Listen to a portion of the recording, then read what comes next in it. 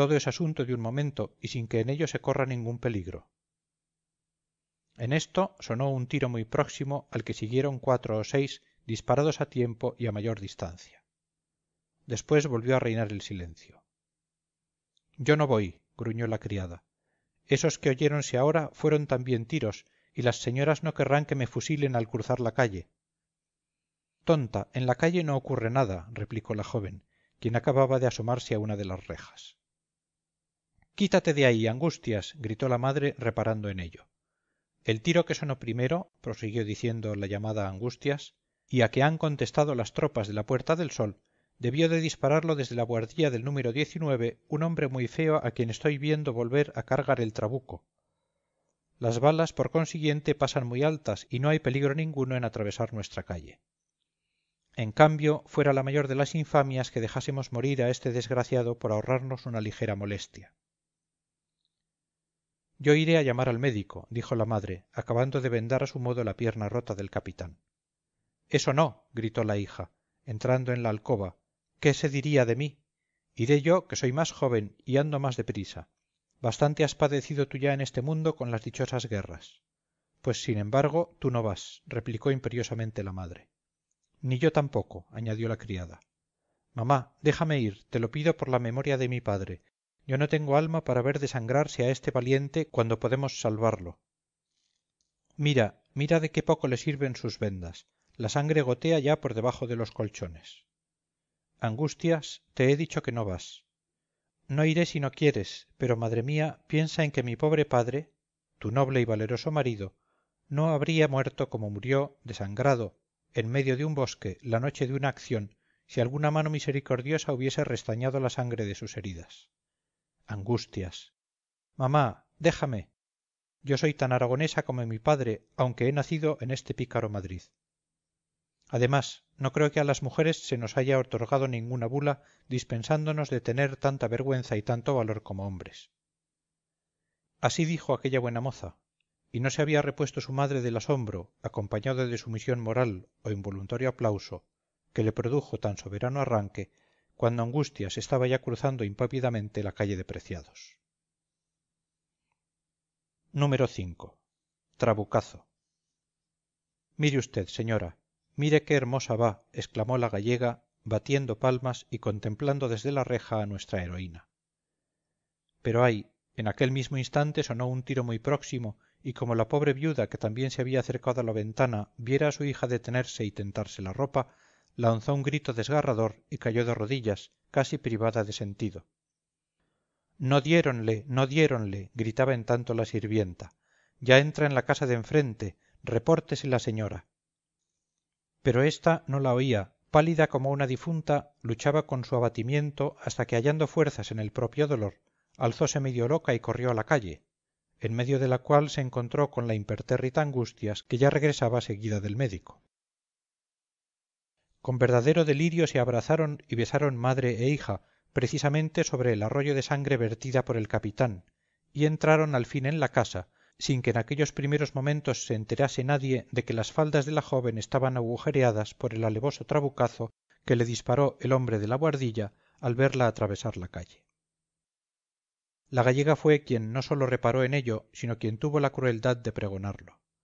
Diéronle, diéronle, exclamó con su gramática de Mondoñedo. Bien hice yo en no salir. Buenos forados habrían abierto las balas en mis 3 refajos. Imaginémonos un punto el renovado terror de la pobre madre, hasta que Angustias la convenció de que estaba ilesa. Básteos saber que, según iremos viendo, la infeliz guipuzcoana no había de gozar hora de salud desde aquel espantoso día, y acudamos ahora al malparado capitán, a ver qué juicio forma de sus heridas el diligente y experto doctor Sánchez. Número 6. Diagnóstico y pronóstico. Envidiable reputación tenía aquel facultativo y justificóla de nuevo en la rápida y feliz primera cura que hizo a nuestro héroe, restañando la sangre de sus heridas con medicinas caseras y reduciéndole y entablillándole la fractura de la pierna, sin más auxiliares que las 3 mujeres. Pero como expositor de su ciencia no se lució tanto, pues el buen hombre adolecía del vicio de perogrullo. desde luego respondió de que el capitán no moriría dado que saliese antes de 24 horas de aquel profundo amodorramiento, indicio de una grave conmoción cerebral causada por la lesión que en la frente le había producido un proyectil oblicuo, disparado con arma de fuego sin quebrantarle, aunque sí contundiéndole el hueso frontal, precisamente en el sitio en que tenía la herida, a consecuencia de nuestras desgraciadas discordias civiles y de haberse mezclado aquel hombre en ellas. Añadiendo enseguida, por vía de glosa, que si la susodicha conmoción cerebral no cesaba dentro del plazo marcado, el capitán moriría sin remedio, en señal de haber sido demasiado fuerte el golpe del proyectil, y que respecto a si cesaría o no cesaría la tal conmoción antes de las 24 horas, se reservaba su pronóstico hasta la tarde siguiente. Dichas estas verdades de Afolio, recomendó muchísimo, y hasta con pesadez, sin duda por conocer bien a las hijas de Eva, que cuando el herido recobrase el conocimiento no le permitieran hablar, ni le hablaran ellas de cosa alguna, por urgente que les pareciese entrar en conversación con él. Dejó instrucciones verbales y recetas escritas para todos los casos y accidentes que pudieran sobrevenir. Quedó en volver al otro día, aunque también hubiese tiros, a fuer de hombre tan cabal como buen médico y como inocente orador, y se marchó a su casa por si le llamaban para otro apuro semejante, no empero sin aconsejar a la conturbada viuda que se acostara temprano, pues no tenía el pulso en caja y era muy posible que le entrase una poca fiebre al llegar la noche, que ya había llegado. Número 7. Expectación. Serían las 3 de la madrugada y la noble señora, aunque en efecto se sentía muy mal, continuaba a la cabecera de su enfermo huésped, desatendiendo los ruegos de la infatigable Angustias, quien no sólo velaba tan bien, sino que todavía no se había sentado en toda la noche. Erguida y quieta como una estatua, permanecía la joven al pie del ensangrentado lecho, con los ojos fijos en el rostro blanco y afilado, semejante al de un Cristo de marfil, de aquel valeroso guerrero, a quien admiró tanto por la tarde, y de esta manera esperaba con visible zozobra a que el sin ventura despertara de aquel profundo letargo que podía terminar en la muerte. La dichosísima gallega era quien roncaba, si había que roncar, en la mejor butaca de la sala, con la vacía frente clavada en las rodillas, por no haber caído en la cuenta de que aquella butaca tenía un espaldar muy a propósito para reclinar en él el occipucio. Varias observaciones o conjeturas habían cruzado la madre y la hija durante aquella larga velada acerca de cuál podría ser la calidad originaria del capitán, cuál su carácter, cuáles sus ideas y sentimientos.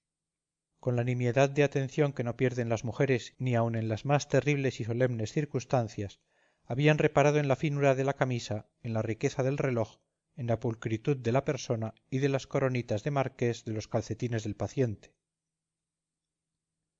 Tampoco dejaron de fijarse en una muy vieja medalla de oro que llevaba al cuello bajo sus vestiduras, ni en que aquella medalla representaba a la Virgen del Pilar de Zaragoza. De todo lo cual se alegraron sobremanera, sacando en limpio que el capitán era persona de clase y de buena y cristiana educación. Lo que naturalmente respetaron fue el interior de los bolsillos, donde tal vez habría cartas o tarjetas que declarasen su nombre y las señas de su casa, declaraciones que esperaban en Dios podría hacerles él mismo cuando recobrase el conocimiento y la palabra, en señal de que le quedaban días de vivir. Mientras tanto, y aunque la refriega política había concluido por entonces, quedando victoriosa la monarquía, oíase de tiempo en tiempo, ora algún tiro remoto y sin contestación, como solitaria protesta de tal o cual republicano no convertido por la metralla, ora el sonoro trotar de las patrullas de caballería que rondaban asegurando el orden público. Rumores ambos lúgubres y fatídicos, muy tristes de escuchar desde la cabecera de un militar herido y casi muerto. Número 8. Inconvenientes de la guía de forasteros. Así las cosas, y a poco de sonar las 3:30 en el reloj del Buen Suceso, el capitán abrió súbitamente los ojos, paseó una hosca mirada por la habitación, fijóla sucesivamente en Angustias y en su madre, con cierta especie de terror pueril, y balbuceó desapaciblemente: ¿Dónde diablos estoy?